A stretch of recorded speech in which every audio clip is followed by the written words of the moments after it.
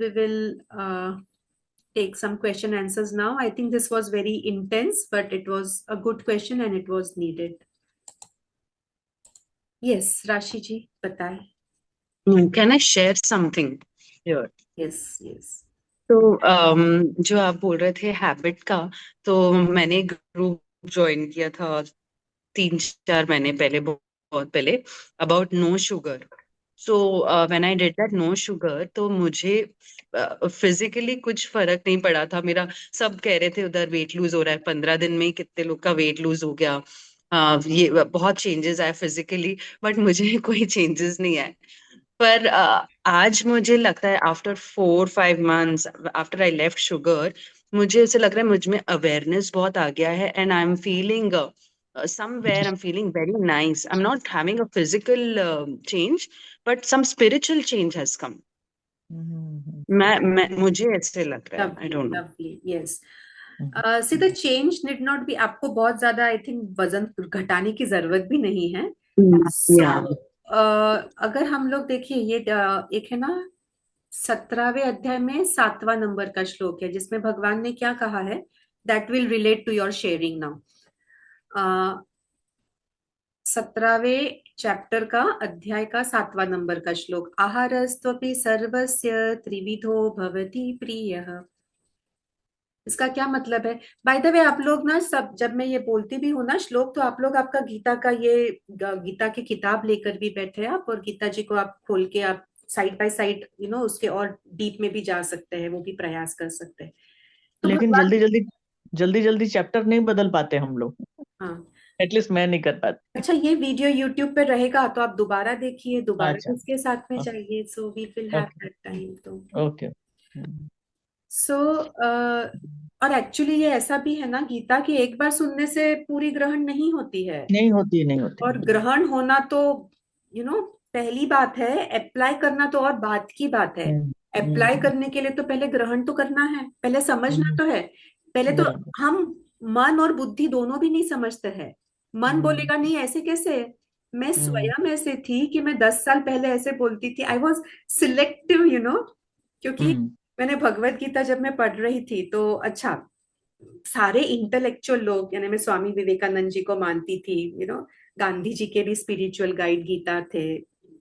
स्वामी विवेकानंद की गाइड भी spiritual guide Bhagavad Gita थी. तो ठीक है, इसलिए मैंने पढ़ना शुरू किया. और उसमें कुछ कुछ श्लोक आए ना, जैसे 3रे अध्याय का 10वां नंबर का श्लोक.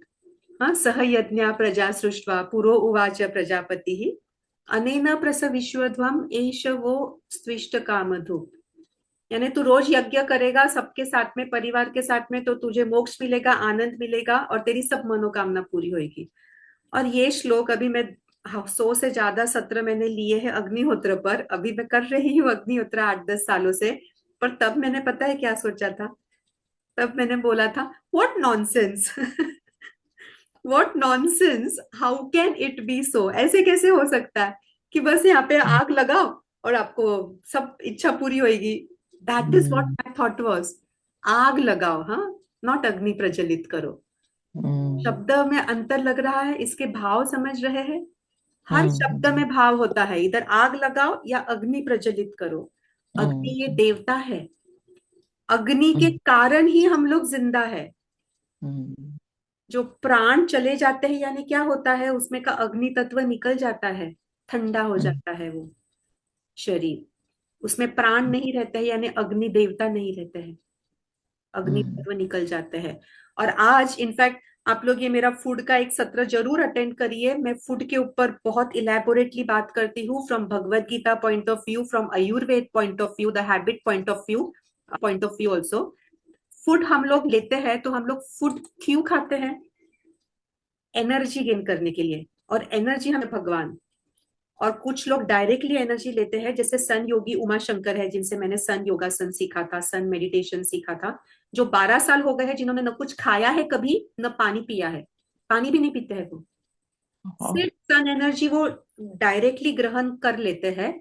इसलिए सेकेंडरी एनर्जी जो है, जो हम लोग प्लांट से लेते हैं, उस पर उन पे निर्भर करने का उन्हें मौका ही नहीं आता है. Why I am talking about this is, Surya is what but अग्नि. और अगर हम उस तरीके से देखेंगे और फिर हम सूर्य भगवान को नमस्कार करेंगे कि आप है इसलिए हम है, तो कितना फर्क पड़ता है। वो तो है ना? या तो आग जलाओ, इधर आग लगाई, is like a negative connotation ना। आग लगा दी, ये इसको आग लग गई, वो बिल्डिंग को आग लग गई, निगेटिव कनोटेशन। एंड अग्नि प्रज्वलित हुई, it becomes a positive connotation. And why does that come and when does that come?